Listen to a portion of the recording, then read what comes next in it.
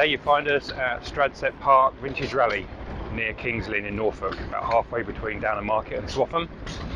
And the rally is organised by the East Anglian branch of the National Vintage Tractor and Engine Club, which this year celebrates its 50th anniversary. The East Anglian branch was formed in 1974. We're going to take a look around. There's absolutely loads to see. Because it's National Vintage Tractor and Engine Club, there's lots of tractors and there's lots of engines. Along with steam, commercial vehicles, military vehicles, classic cars, trade stands, fairground and all the things that go with it. It's a pretty big site. They've got a really nice area here. They can spread out, nothing's too cramped, lots of space, and we're going to walk around, see what we can find. Special things to note are we have a special celebration of David Brown tractors, Turner Yeoman of England tractors, Russell and Hornsby engines, and there's also lots of club stands as well, so tractor club stands, machinery club stands. We're going to take a walk around and see what we can find. So let's go and have a look.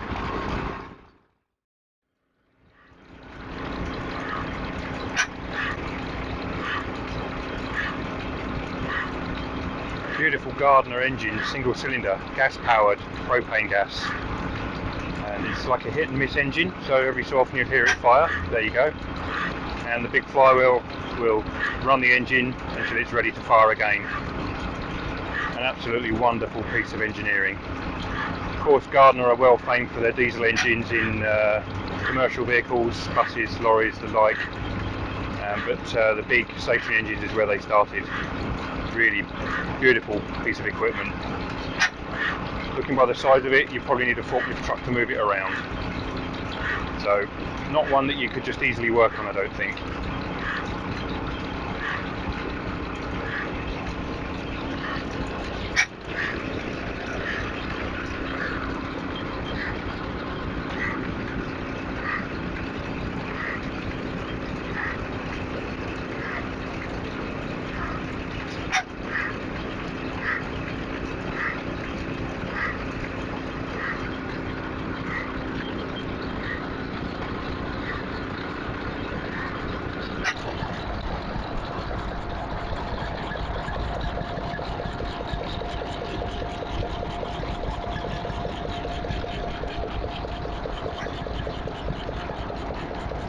Always a good selection of stationary engines at vintage rallies, right from the very, very tiniest ones, that little tiny one there, up to much larger units like the Gardner that we've just seen. And of course they were a mainstay of farmsteads and such like, driving all sorts of equipment. This one's got a water pump on it and also a corn grinder as well. Nice little setup. And there were thousands and thousands of these made. There's a whole set of belt drives driven off a Runston and Hornsby engine just here. You've got a power hacksaw, a drill, circular saw, some reduction line shaft in there, and then down here to the end you've got polishing wheels and grinding wheels. That's a pretty decent setup, I do like that. Really nice.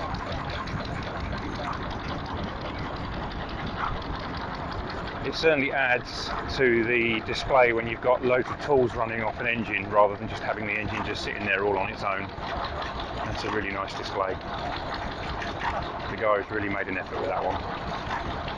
And if you can see there as well, I've just noticed you've got the power hacksaw cutting up a piece of railway rail. So that probably takes quite a while, I should imagine, because railway track is pretty tough stuff.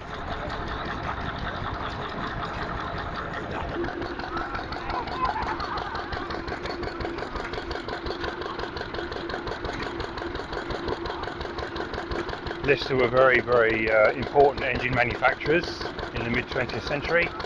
Made all sorts of stationary engines. This one's running a generator. Really nice restoration, working restoration, that looking good. There's a little Russell and Hornsby engine in the middle running a water pump.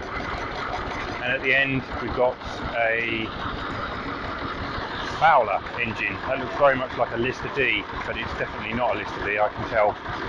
The design looks very similar. Running a water pump as well. It looks pretty powerful too.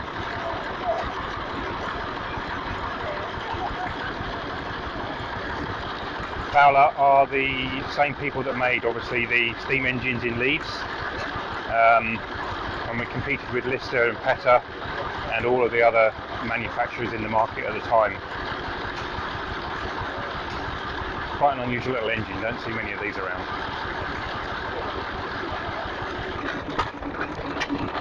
We've got an Amanco hired man. Now obviously when these engines were built, they did the jobs of men, people.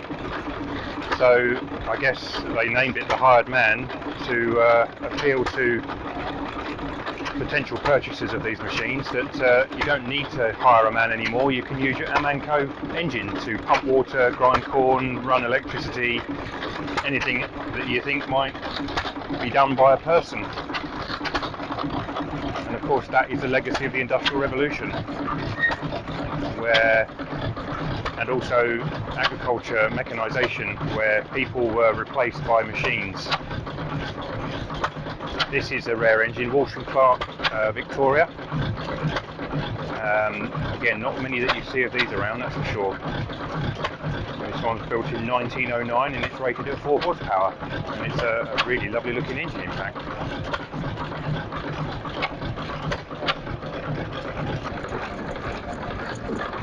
Another unusual engine is a CF Wilson from Aberdeen in Scotland, built in 1925, and about 4 horsepower again, 4 or 5 horsepower. Again, very unusual. It's powered by gas, propane gas, and therefore relatively clean in terms of emissions and such like. And remember, this is from 1925, so using propane gas is not new. I've just been talking to the owner of this. It's a really lovely, sweet running engine. It's a diesel Petter Type S from about 1928, and he's just told me that he's got 42 in his collection of varying types of engines. So yeah, stationary engines are useful to have if you like tinkering with stuff and haven't got much space, but if you've got 42 of them, then you need a big shed for them. But yeah, this is a lovely one.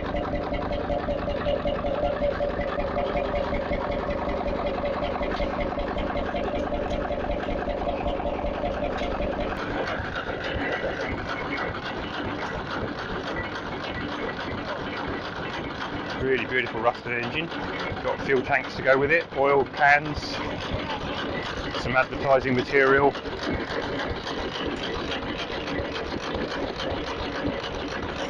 And it's a 1925 4 horsepower petrol paraffin. And the pump can pump 4,000 gallons per hour according to the sign. So it's a pretty hefty pump.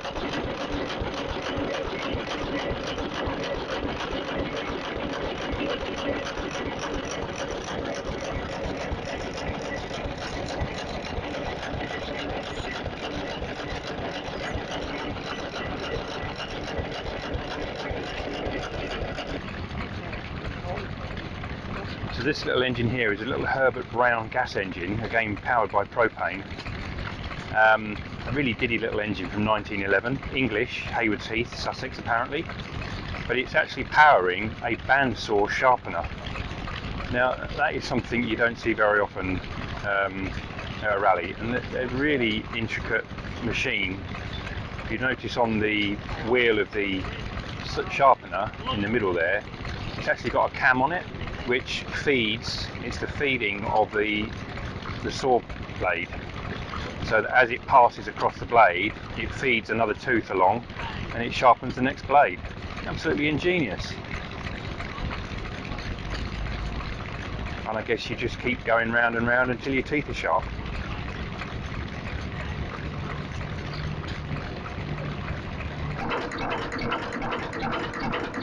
Now if you like traction engines and steam engines, but you can't afford the coal or somewhere to put it, this might be the next best thing, because this can sit running all day, ticking over like a sewing machine.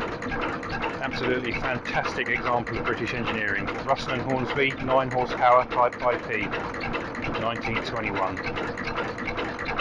What a beautiful engine.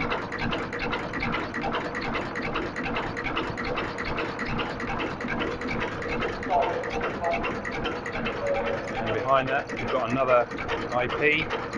This one is the 5 horsepower version. But both of them together make a really lovely exhibit. Both really running absolutely beautifully.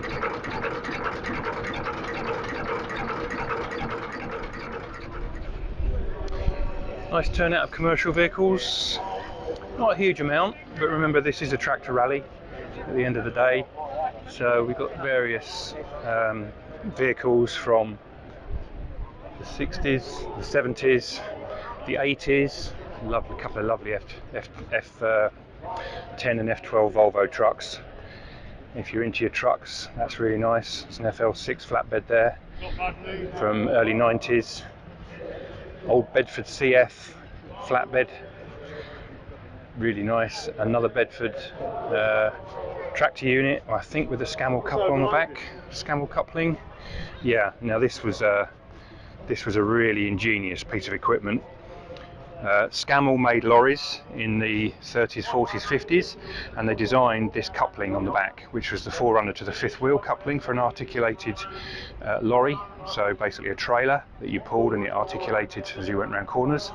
And this is a really clever design, and it started life on what was known as a Scammell Scarab, or I think there was one just slightly prior to that, but the Scammell Scarab is like a three-wheeler 4-cylinder petrol machine, much smaller, really compact, and they had this Scammell coupling on the back. You clearly needed the correct trailer for it to fit with the opposite part of the coupling, but it's a really ingenious design, and very quick and easy to operate, to drop your trailer and pick up another trailer, and it went on for a very long time before the fifth wheel really took over in the late 60s and the 70s.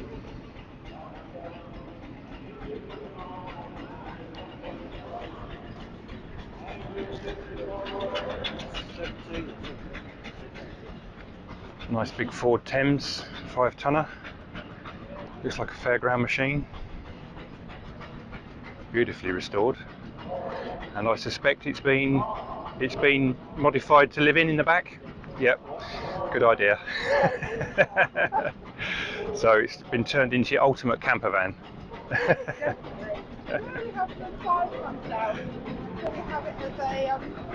Like a champagne bar. And there's a champagne bar even. Wow. The side down and fantastic. Oh yeah.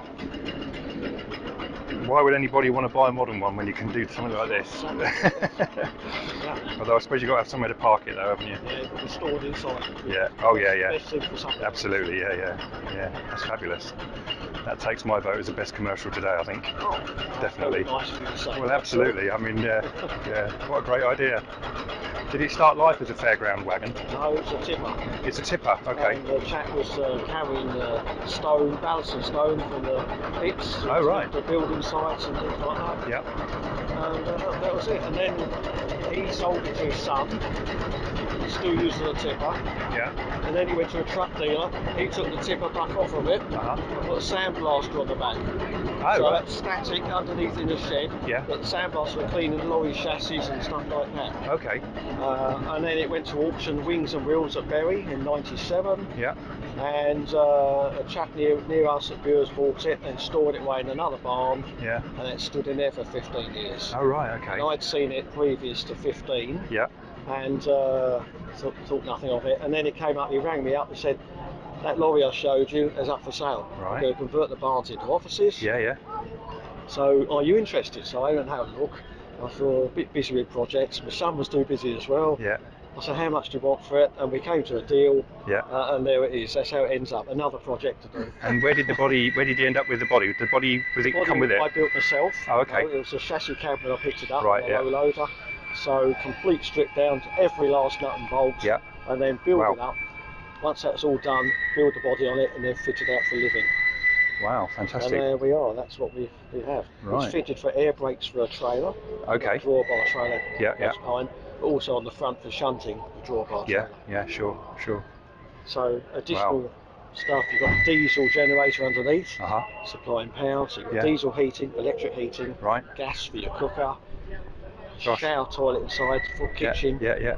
and a lounge and the bedroom at the back. Sort of everything. We have, Yeah, to be self-sufficient on site. Brilliant. Yeah, it's fantastic. And you presumably you do a lot of travelling with it, I guess, Yes. if you spent We all went that to time North and effort. Yorkshire last year. Yeah. 600-mile round trip. Wow. So Fantastic. yes. Yeah. Well, if there was a prize for commercial vehicles, that would get my one. Oh, I don't know. Yeah, I do. I really like that. I really like the idea and the concept and everything. It's great. It's Yeah. a nice idea. It's nice to see something that's different in a way. I mean, at first glance, it looks like a fair wagon, doesn't it? Yes. But with a Well, history that's like that, you've just given me. Fairground organ with toe behind it on the Oh, plate, okay, so right. I was going to say hence it's probably we've always used those colours Yeah, anyway. yeah. So. Oh, that's Yes. brilliant. Yeah. Fantastic. Crimson Lake and Alpha Red. That is all. Yeah. Wow. With our Really family lovely. coat of arms on the side. Yeah. Oh, okay. Brilliant. That's great. Yeah. Nice to talk to you. Thank you very much. Pleasure talking Thank to you you. too. Thank you. So there you go. What a story on that vehicle. Fantastic. There's a Leyland Beaver. That's an unusual machine you don't see very often. It's got a nice board with it, tells you all the history, what it used to be, what it is now. 6-cylinder 10-litre diesel engine, 125 horsepower, probably does about 30 miles an hour. Oh yeah, top speed, 34 miles an hour. And the year it was built, the speed limit at the time was 20 miles an hour only, being increased to 30 miles an hour in 1956. So you think 20 miles an hour, crikey, what's that all about? It's not new. Well, it started when we got Kingsland. Well, got it up and it didn't wind all the way around. Now I hesitate to say we've got some modern tractor units, but we're looking at N regs, F regs, these are 80s, 90s. So they're 30 years old, remember. We've got an S reg Volvo there, that's from 1977. Another J reg F10, again 1990, P, same sort of thing, 91, 92, something like that.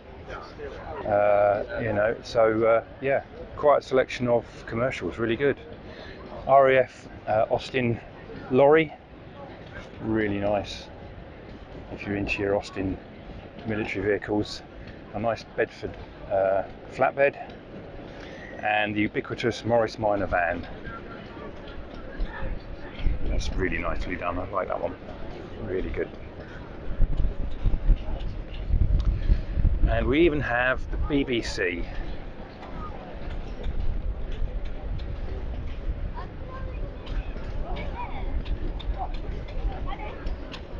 Got a really nice history board with it, tells you all about it. Generator lorry for outside broadcast. 1955 Austin Lodestar. Now these sort of things are always really interesting because you see lots of stuff that you see all the time, but you don't see stuff like this. They even got the camera on the top. I mean, look at that, absolutely fantastic. Nice selection of classic cars as well, and vintage cars also. So start off with a Moggy Minor. That's got some nice offset dished wheels on that, actually, making it look a bit sporty. What looks like a blinged up engine with a chrome rocker cover, chrome dome on the carburettor. Morris 10. Couple of minis, 1275 GT Clubmans, they're very nice. Nice Ford. Another Ford, V8 Pilot Ford, that would be a lovely American V8, again registered for England, so that would be an original import. Talbot, with doing some running repairs by the look of it. What year is this? 1933. 33? Yeah. Okay. Is it? Oh, She's, you've got them all out. She's over fueling and setting up the plugs. Oh right. Have you got far to get home? Not too far. Oh okay. 20 miles or so. Oh okay. Series. All right. Okay. That's not so bad then. Just got to make it, all. Yeah. You got here okay, I guess. Just. Oh, she right. was cupping and spluttering the last 100 yards or so. Oh really? Okay. She was parked underneath that tree yesterday, and I moved, so I didn't think she was going to make it here. Oh really? Oh geez. Okay. she'll do with ground. She's not let me down just yet. No, that's good to know. That's good to know. Good luck with that. Thank you. See you again.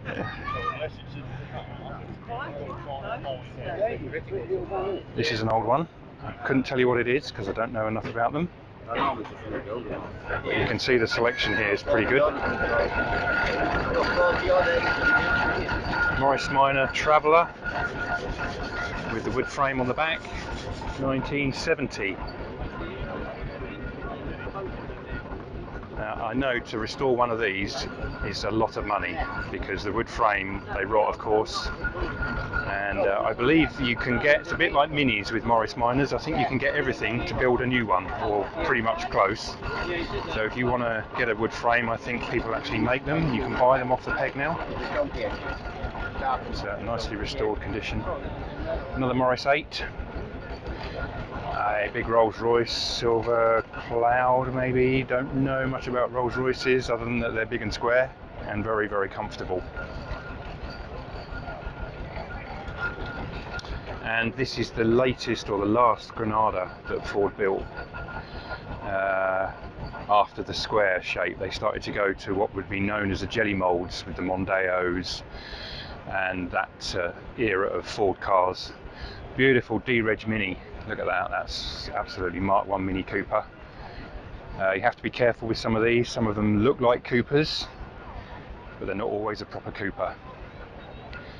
This one looks like it is, 1966 Mark 1 Mini Cooper, found in a shed, rebuilt 1980s, and stored for 22 years, and it was refurbished again, finished in 2008. Really nice. MGB 1973 Series 2 Land Rover. Again, lovely, love an old Land Rover there. Got a 3.8 S-Type Jag from 1968 F-Reg. Looks very much like the Mark II, but it's got a much longer bonnet. Sorry, got a much longer boot, I should say. That's how you tell a Mark as an S-Type. And of course the modern S-Type was based on the Ford Mondeo. What a come down, eh? And Ford Mustang tops out the classic car line on this side. American muscle car, iconic of course. Which one do you prefer, the back end of the Mustang or the back end of the S-Type? I think I know the answer to that. Now, I'm of an age where these cars were, you saw these on the road all day, every day. Ford Granada, there's a Cortina in there, Mark III Cortina, sorry. But yeah, Ford Granada. They were the mainstay of the British motoring industry. When you wanted a big family car, you bought a Granada, or you bought a big Vauxhall. And you don't see many of them now, mainly because they rotted away, just like every Ford car. But clearly, this looks like this might be the Ford Granada Club.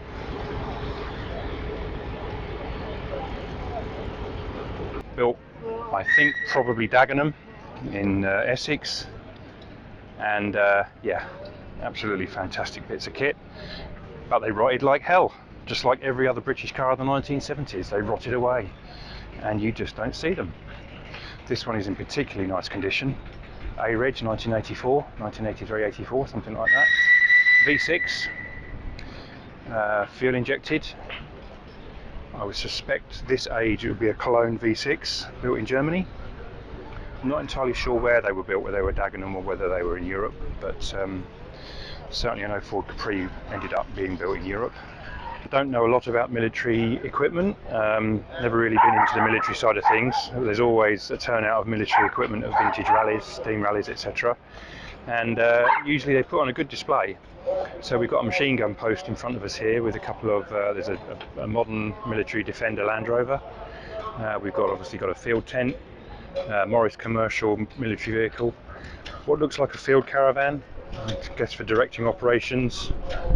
And around the corner here we have a Land Rover forward control military vehicle.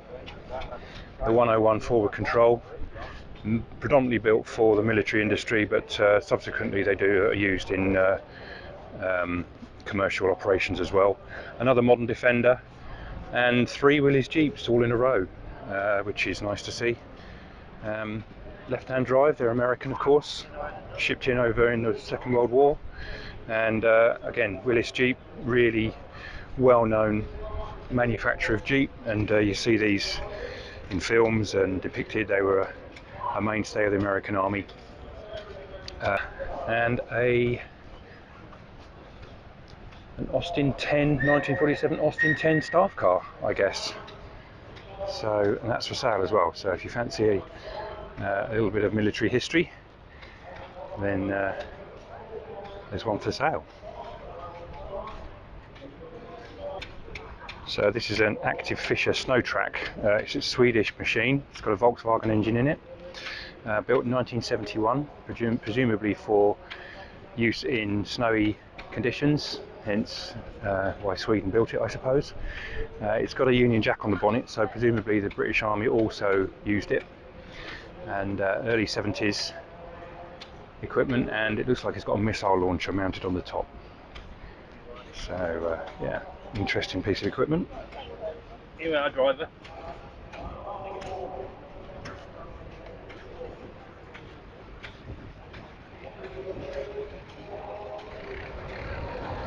And now it's ice cream time, and it's always a queue, whether it's sunny or cold or wet or windy. Everyone loves an ice cream.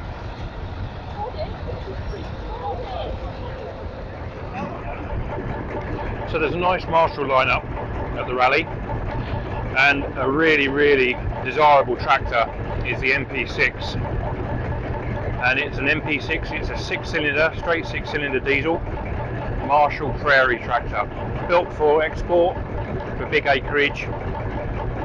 This particular one went to Australia, came back to the UK in the year 2000. It's got complete history. It's in original condition. Built in 1957 by the Marshall Company. And prior to the multi-cylinder engine tractors that Marshall built, was what was known as the Field Marshall, single-cylinder 2-stroke diesels. Really distinctive machine. Beautiful colour, big single-cylinder diesel engine, rather novel way of starting it, very interesting because it's high compression being diesel, and actually when they do start them it makes it look really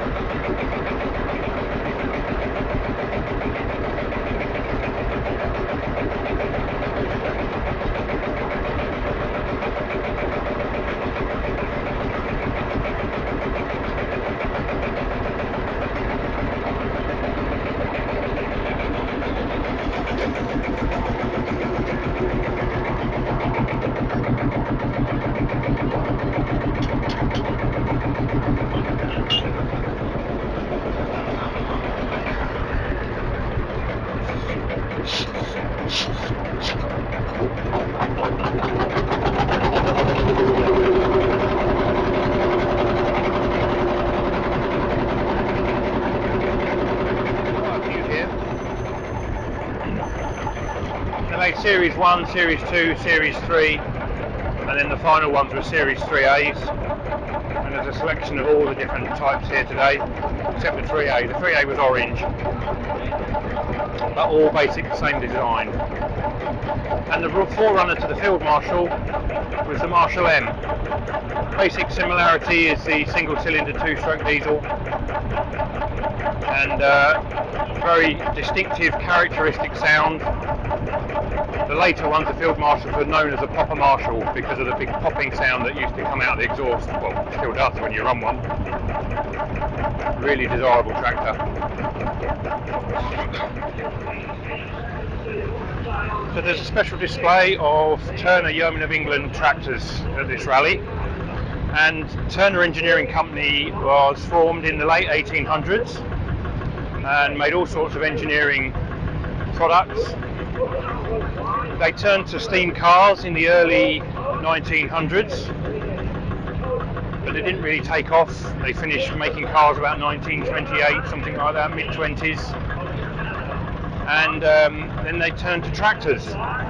They designed their own engines, which is a V4 diesel engine, and they were relatively successful and a very, very distinctive design.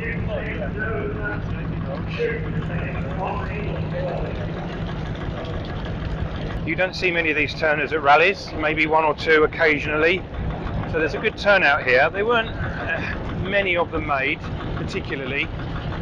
Some were exported, of course, like a lot of tractors of the era. There is a Turner stationary engine. That's a twin-cylinder V, similar to the tractor engine, but just with the 2 cylinders rather than the 4. It suffered with problems, and it fell out of favour. And Turner's still exists today as an engineering company, but left tractors long ago, long ago.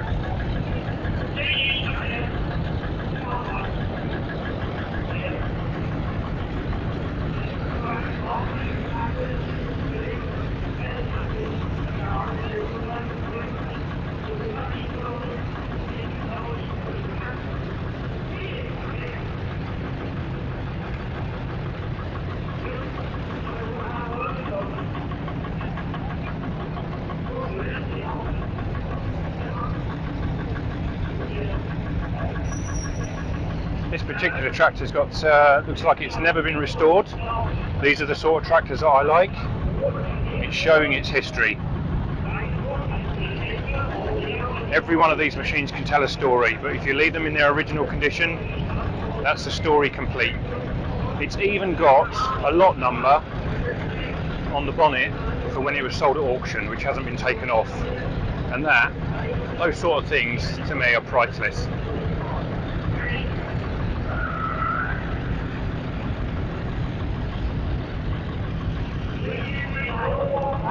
Three-point linkage on the back for lifting implements, and a very, very hefty tow bar.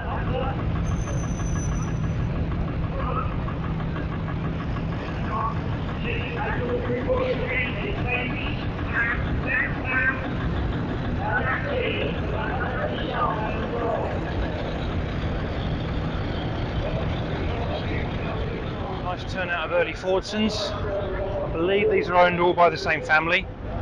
We've got an early Fordson F. It's got the aftermarket or the later style magneto, so originally the ignition would have been trembler coils in a box on the side of the engine, driven with a magnetic electrical pickup off the flywheel.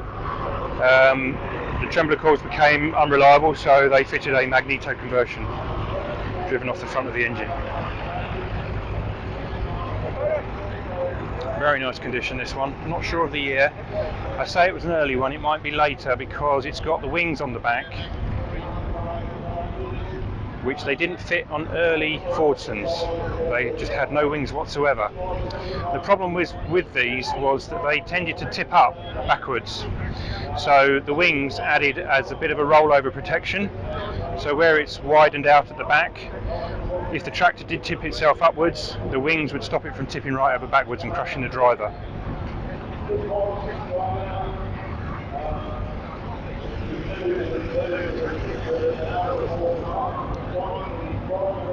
An early Irish Fordson N, so the production came from America, and it started in Cork in Ireland before it moved to Dagenham in Essex.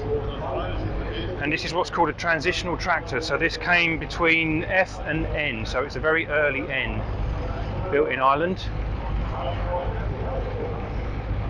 I believe it's a 1932 model.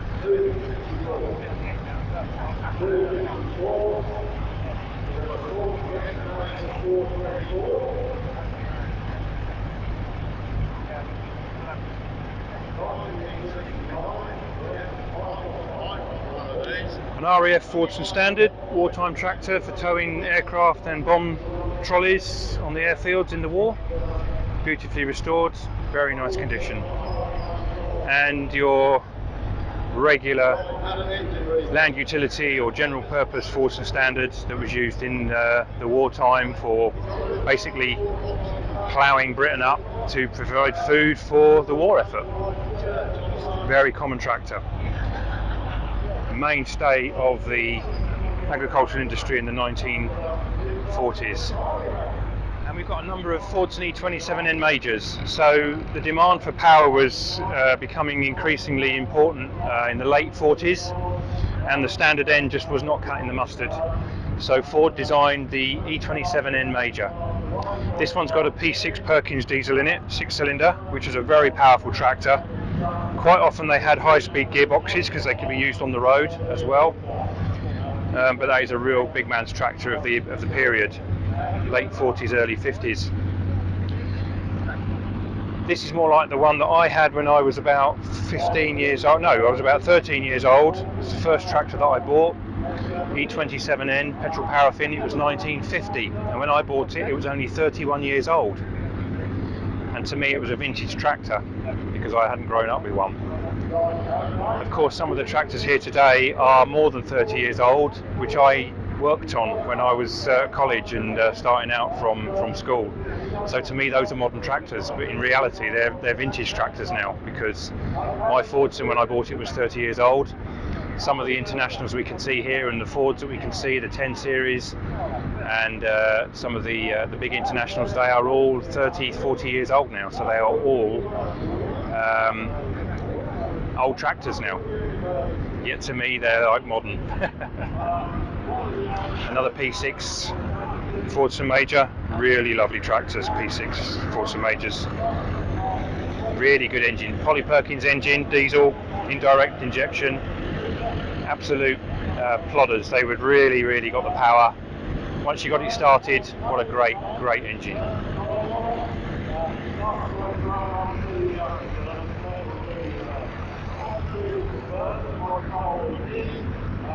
And here's one with a modern P6 cylinder in it. It's not a P6, it's the successor to the P6. 6354 probably, I would suggest, not too sure. Clearly a conversion, but it's also got a lot of other things going on. So it's got four-wheel drive on the front as well. So I'd be interested to know what the history of this is. It's a roadless conversion by the look of it. It's got roadless written on the differential case there down at the bottom. Whether the engine is original to it, I wouldn't be too sure. It's an industrial. It's got a compressor on it for air brakes and things like that, and some air receiver tanks are underneath the floor plates under the cab. And it's got an aviation cab on it as well, so really unusual looking Fordson Major.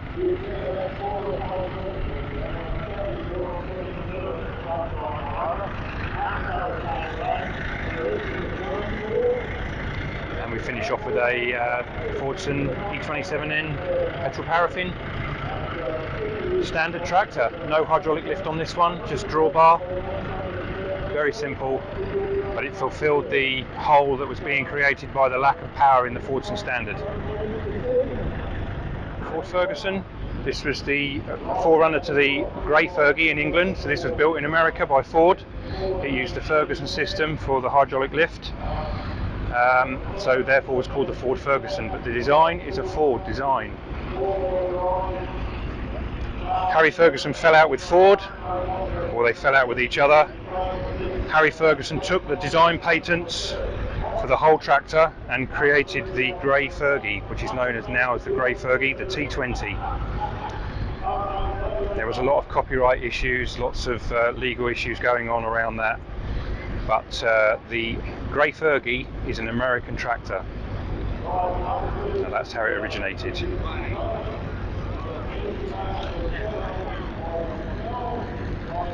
Another make from America, Minneapolis Moline, very popular in the States, not so popular here.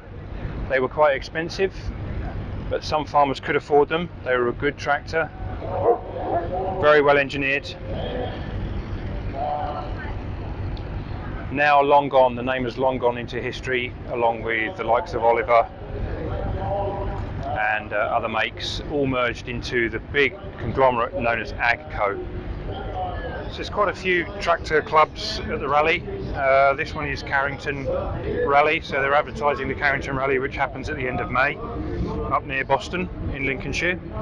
It's a really good rally, steam rally, lots of tractors usually, and there's all sorts of equipment on view there, and they also have special displays of featured makes and models. And I do particularly like this Ferguson poster on the front, because you read it at the bottom, yes, they were a pain in the neck to start. These early Ferguson diesels were notoriously difficult if they were worn, at all worn or in bad condition. Trying to get one started was a pain in the neck. So as it says down there, everything will be towed out the way as soon as I get it started. And that just about sums up the Ferguson 35, or the FE 35, the early one.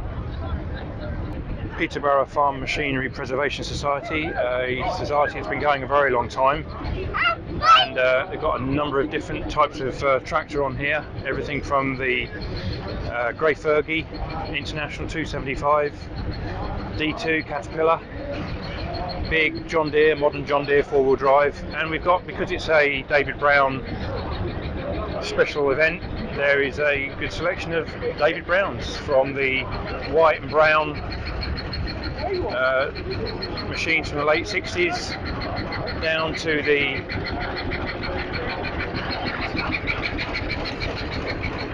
the crop masters from the 40s, and then early 60s, the 880s, the 990s, 950s, that sort of era, and there's a Turner on there as well.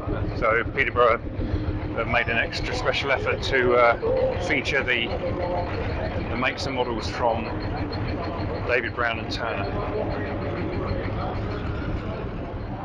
Also got the International Harvester Heritage Association.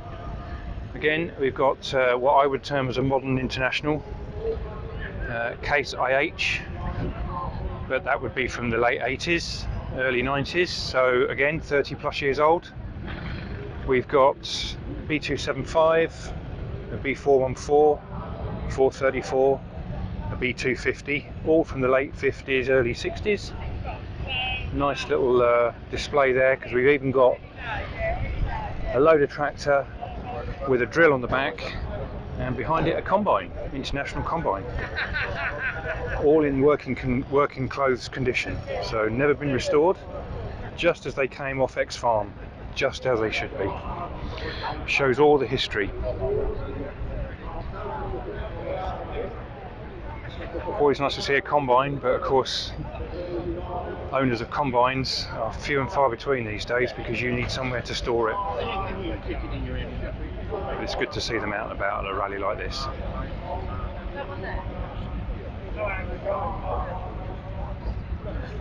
Yeah, that's what I said. So then when it goes off, and they've got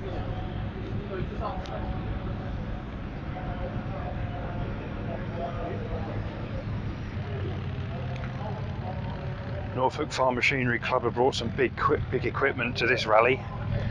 A really unusual tractor in the UK is a Schluter, built in, I think, Germany, might be Austria.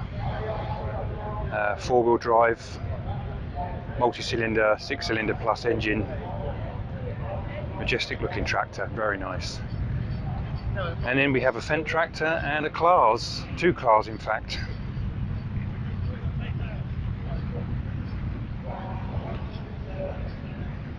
Clar's known for combines, of course. Branched out into the tractor market about 25, 30, maybe 40 years ago. And they produce some big equipment now, that's for sure.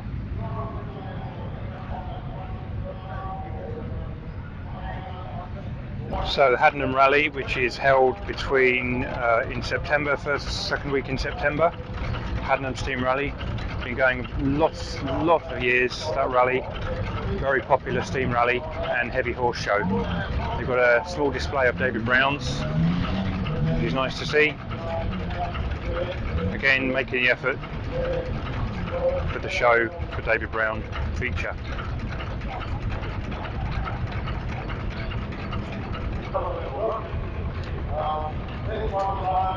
NVTEC Lincolnshire branch, again nice display. Fordson Dexter, Alice Chalmers B and a Fordson Standard N, Massey 135, Massey Ferguson 35 and a Nuffield Universal.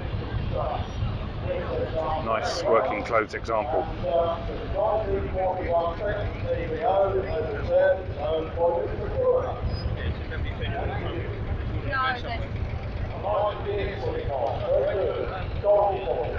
Friends of Ferguson Heritage. Nice diesel Fergie there. Beautifully restored 135 and a 35. Another 135. Very, very common, popular tractor in the 60s and the 70s.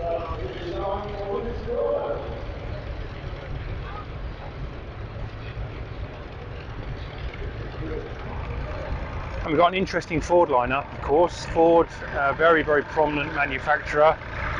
Right from the late 1910s to 1917, they produced their first tractor. Still going today as New Holland, no longer Ford tractors. And they made anything and everything to do with tractors and agriculture. Something that was very, very popular, but very unusual in the early 60s was what was called the Doe Triple D, where you had two power major tractors joined together and articulated in the middle. And this is a modern version of that. So these are two small 1210 tractors that are joined together in exactly the same configuration. So they articulated in the middle, and you basically changed what was a 2-furrow tractor into a 4-furrow tractor, which is what this has got on the back of it. Very unusual machine, and this is a modern version of it.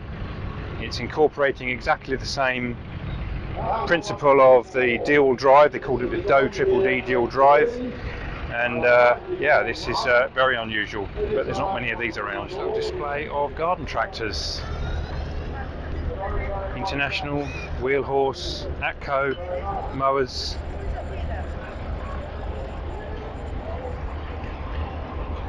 Little Mayfield tractor. They make cultivators as well. Crop sprayers. There's a walk behind seed drill. If I've got time, I'll get somebody to explain to me what all this does. But don't involve very nicely restored. It's a lovely wheel horse there. As opposed to brakes on the wheels, it's got a pulley brake on it. That's a bit like that on it. And it's always nice to see other things at these rallies rather than just tractors. Yeah, that's what we said about bringing. So yeah, we This just is your one make with a 4-oak spray. one make the 4-oak sprayers, which I've never heard of actually. But there's everything from everything around galvanised tank with a pump on it to something that's got an engine on it to so spray. Starting about 1880s, 1890s. Okay.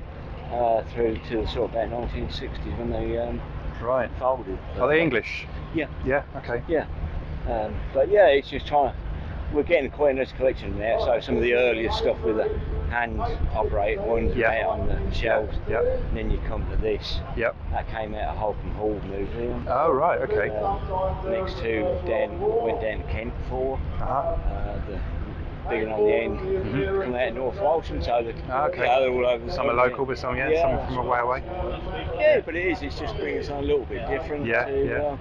That's what we try to do. Is just bring something different. It's nice to see. Yeah. Nice to see. Yeah, and it is. And people like yourself come around and enjoy seeing something a bit different. Yeah. It's worth the effort. Then. That's good. Yeah. Makes it worthwhile. Yeah, but we enjoy it. It's good. Yeah. Nice to talk to you. Thank you. As we said, it's such a nice thing to see something different. And if you find a niche, exploit that niche. If you're into sprayers, then collect what you can find.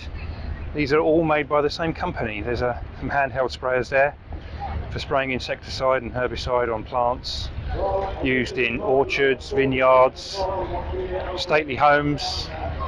All the gardens that they used to have. Absolutely great. Quite a selection of garden tractors, another wheeled horse, and some little MG crawlers. So, little MG crawlers owned by Ransoms in Ipswich. Really popular little garden horticultural tractor. Had lots of implements to go with them: ploughs, harrows, cultivators, and such like. And really popular little tractor. Nice and compact as well. If you're looking for something that you can do in your garage, then one of these would do exactly that.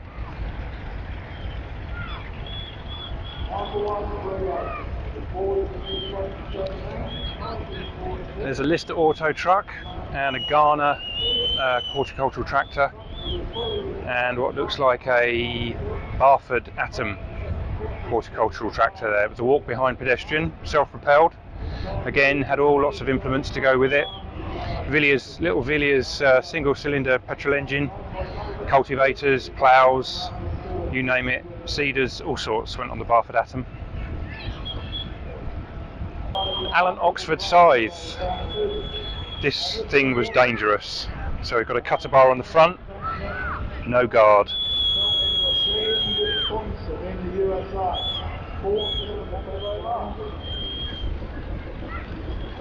Unfortunately, none of them are running, but they're all miniature steam engines made by very skilled model engineers. Quite often these things were made by apprentices to practice their skills and show how good they are at engineering and machine tool work. Track crawler. They were made by the Cleveland Company in Ohio in the USA. And later they were bought by the Oliver Company and badged as Oliver Crawlers. This one started life as a 6-cylinder, and for some reason the engine in it was in bad condition, so they swapped out for a 3-cylinder Ruston Hornsby diesel. Very rare crawler, you don't see many of these around.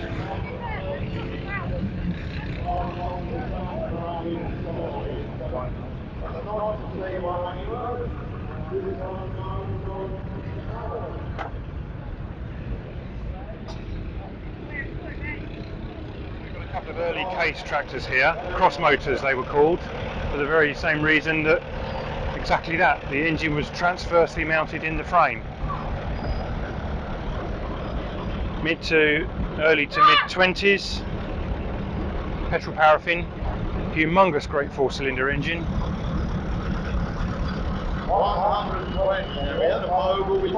But Case were a very popular manufacturer in America, and of course they imported a lot of tractors to the UK in the war. Mr. Seeley, I believe, an instrumental in running steam.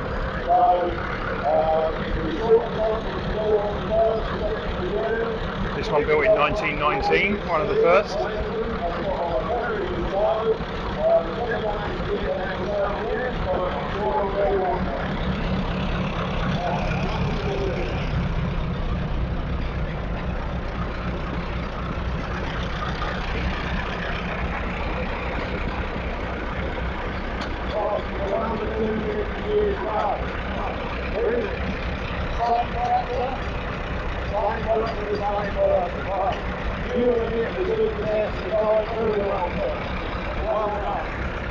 It's a Massey Harris. It's a Massey Harris. Thank you very much.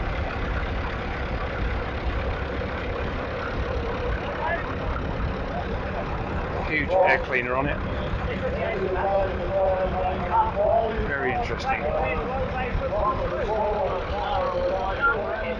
So this tractor was built by Whiting Bull in America in 1917. It is an original import, and it was sold to a farm in Heacham in Norfolk. And it's notable because it attended the first rally at Stradsett in 1974, and here it is 50 years later still attending rallies. Absolutely fantastic condition. Hasn't really, given the fact that it's an original import, so it would have came in 1917, 1918, it's in exceptional condition. Very well looked after. Quite often tractors like this have got rotten wheels, rotten wings, rotten chassis, engines completely shot, but this is absolutely glorious. What a tractor. Original import, Whiting Bull from 1917. Clearly whoever owns it decided that swinging it over is not an option, so they fitted a starter motor which has got a friction wheel that works off the flywheel and spins the engine over to start it. I guess it's probably a bit of a hefty thing to swing over and start, really. 2-cylinder, petrol, paraffin. We've got some tanks on the top there. Cooling tank, fuel tank, oil tank, I would imagine. Thank you very much.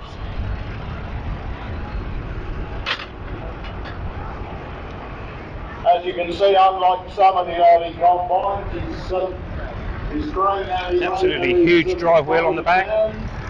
Open gear drive in there, pinion off the back of the engine. And that huge, I suppose it would be called a crown wheel or bull gear to drive that huge wheel.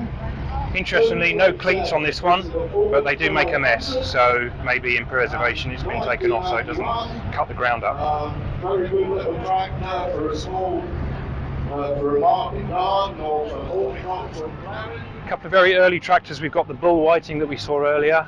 This is an International Mogul 1020. We've seen lots of other Internationals around the site today, modern ones. This is where it all started for International. This was built in 1919, relatively compact.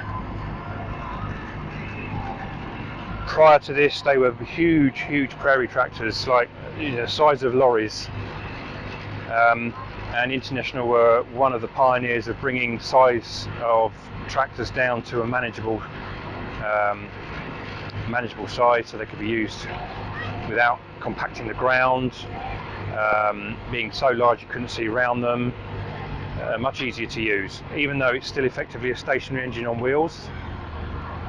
This was the pinnacle of engineering, agriculture engineering in 1919.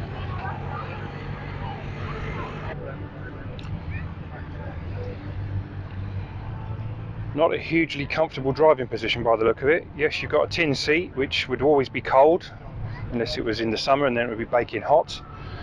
Nowhere to really put your feet. Lots of levers, all sorts of things. You've got the rockers just here, banging backwards and forwards next to your left knee. I think it was probably a humongous thing to drive, that's for sure. And of course it would trail implements, because Ferguson's system hadn't been developed at this point. So it was effectively a mechanical horse. So David Brown started producing tractors with Harry Ferguson in 1936. Ferguson had produced a tractor prior to that called the Ferguson Black. But the first proper Ferguson tractor was built by David Brown, and it was called the Ferguson Brown Model A. But unusually, this being a David Brown special event, there is not a Ferguson Brown here on display, which is a bit of a shame, really. 4 were recently sold at the Cheffins auction in just not far from here at Ely, but there's not one on display today, and it is a direct predecessor to all the David Browns that are on show at this event.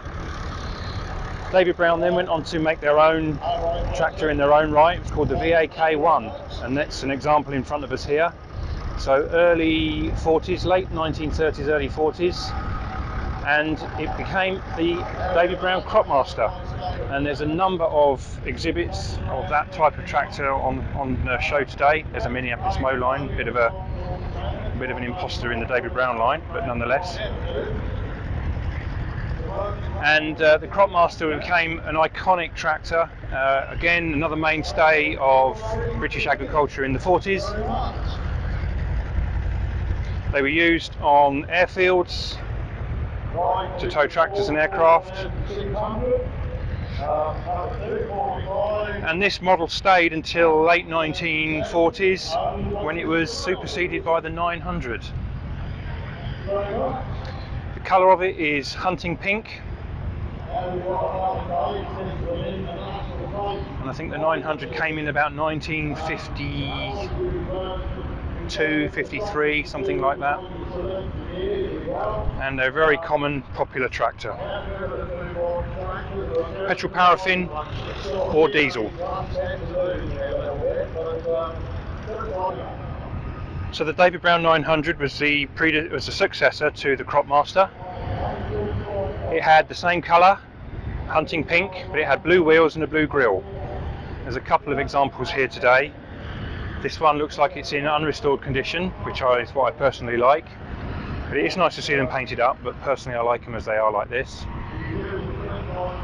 And that evolved into the 100 series, so the 800s and the 900s. So there's an 850, an 880, a 950 and a 990, all very similar design. And it took, you can see when you look at the engines and the gearboxes, you can see the DNA coming through from the old Cropmaster. It was a little bit like, if it ain't broke, don't fix it. The tractor worked very well, and they refined it as it went along, and even to the point where they kept the numbering system but upgraded the engines, basically used the same designs but then changed the bodywork, and it went from hunting pink and cream wheels to white and brown. So the white and brown David Browns, again, very important tractor in the 1960s and 1970s. They kept the same numbering systems. They increased the size and the power. Fundamentally, they were the same as what came from 1940 with the David Brown Cropmaster. Just increases in power, increased better design for transmissions, engines, gearboxes and the like. And then they started to increase the size, 1210, 1200. And then in the late 80s, early 90s, they were bought by Case. They could retain the same colours, but the engines were changed, the transmissions and the hydraulics were changed. But nonetheless remained as a popular tractor in the UK.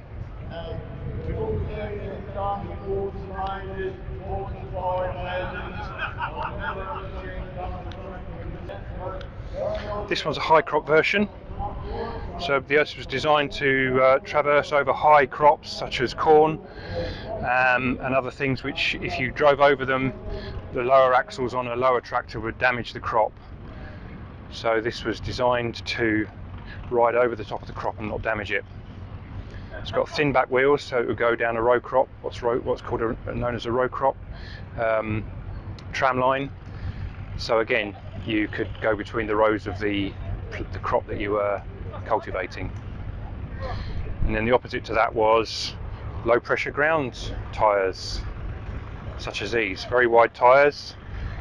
The theory being that the greater surface area of the tyre exerted less pressure on the ground and therefore would not impact the soil.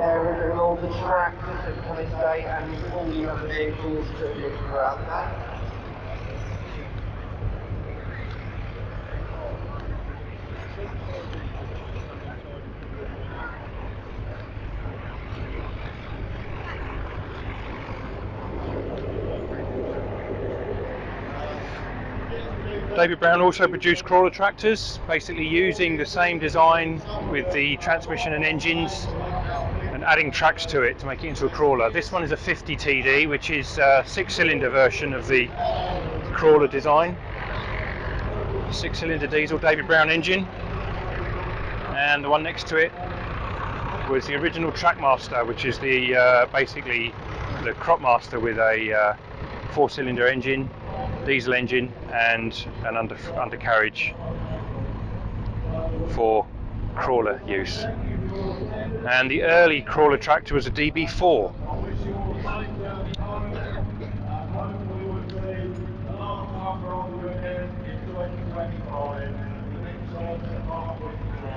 Very unusual tractor. I would suggest that this is very, very rare. Very early David Brown crawler tractor, the DB4. Now, if DB4 sounds a little bit familiar, it's probably no coincidence, because David Brown actually owned Aston Martin. And Aston Martin, DB4, DB3, DB2, DB5, DB6, DB7, DB9. DB stands for David Brown. So if you didn't know that, you've learnt something today. Eventually David Brown sold Aston Martin in the early 70s for £100 because it was a failing motor company. How the fortunes have changed.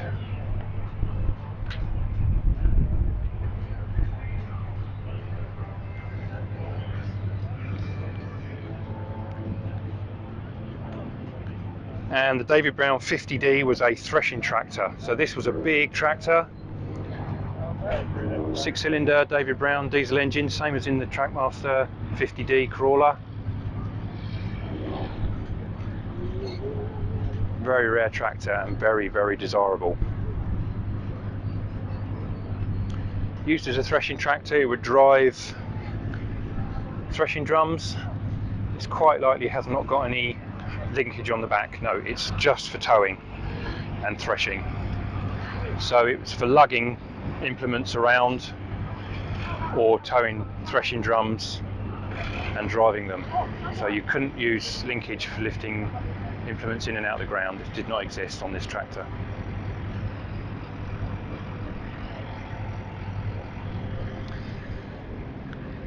David Brown also were in the horticultural market. They designed a little tractor called the 2D, and it was got an air-cooled 2-cylinder diesel engine in the back. This one is an industrial version for shunting in lorry yards and such like. And the agriculture version had a toolbar on the front where you would have hoes and seeders and all sorts of cultivating equipment underslung in the middle so that the driver could see exactly what was happening in front of him. Very unusual little tractor.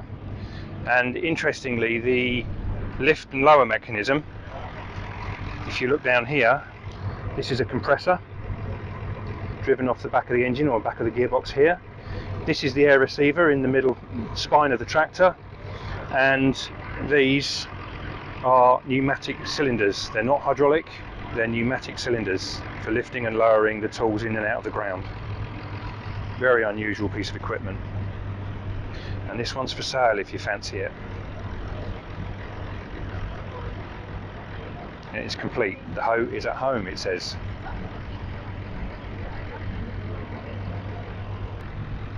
As is the case with many agricultural tractor firms, there are lots of links through history with various different firms collaborating with other different firms, Ford and Ferguson, Ferguson David Brown, and more modern Case International, Matthew Ferguson, New Holland and Ford, etc., etc.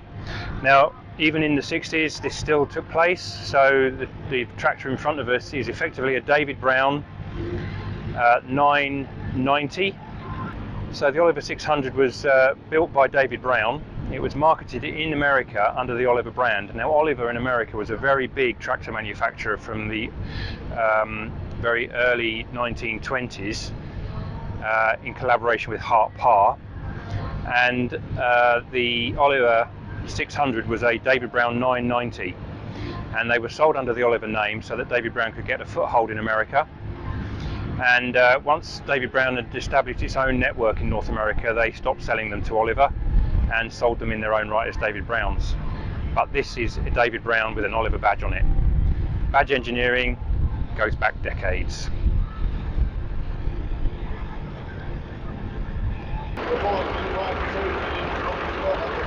This tractor here is a David Brown 950. Now we had one of these back about 25-30 years ago. Wish we still had it, because this is the only one at this rally, and there's loads and loads of David Browns here. So clearly the 950 is quite a rare model. The predecessor to this was the 900, and there's only one of those as well. David Brown colour was hunting pink. Even though it looked red, it was hunting pink. And the 900 had blue wheels and a blue grille. And it was the link between the old Cropmaster version and the new 900 series and 800 series.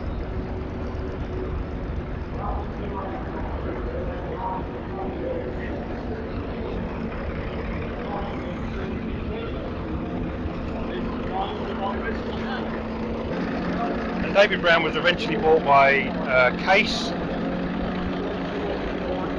the American tractor manufacturer, and also merged with International Harvester. So we have three iconic tractor manufacturers merged into one maker: David Brown, Case and International.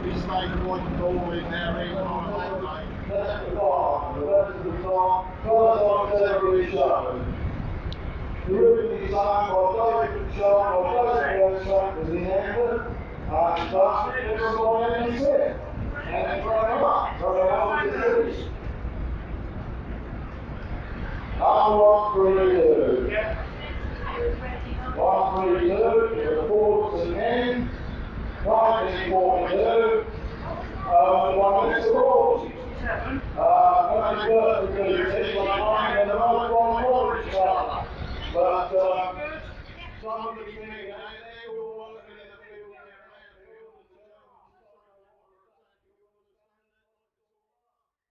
field. Now, even though Stradsett is not a steam rally as such, there is some steam here for the steam enthusiast to get excited about. It's about a dozen engines maybe, plus quite a few miniatures, and yeah, it's nice to see the steam out. Lovely smells of oil and smoke and coal burning. Enjoy it while it lasts. Hopefully it will last for many more years to come. These beautiful machines. Lovely Marshall traction engine there. Proper traction engine.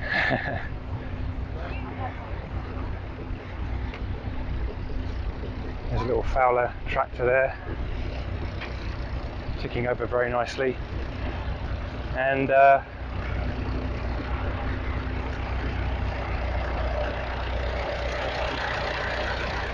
Burrell Devonshire engine from Richard Parrott's collection, Wheating in Norfolk. And then the oldest, I think, the oldest Burrell working is Century single cylinder, owned by Richard Parrott also.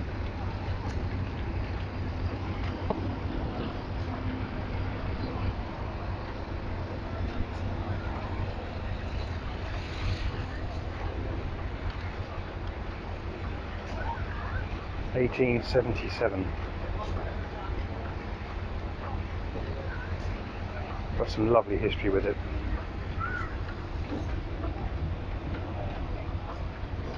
Ticking over absolutely beautifully.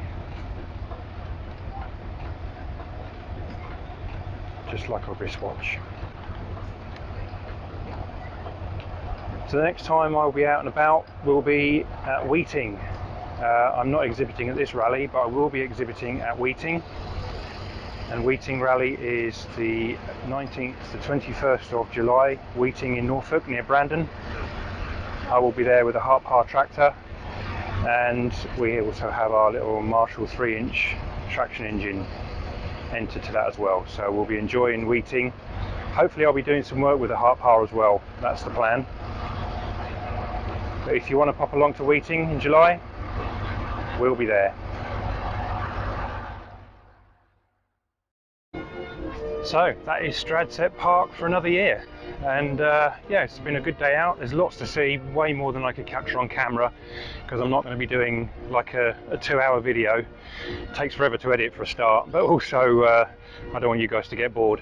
So it's well worth a visit, this rally. Last year was washed out because it's so much rain over the weekend. This year the sun has stayed out, it's been warm and dry. I think Friday was a bit of a washout, but the show didn't start till Saturday, so it was a bit damp to start with. But yeah, really good day out. 10 quid for a day each for an adult, cheaper for children.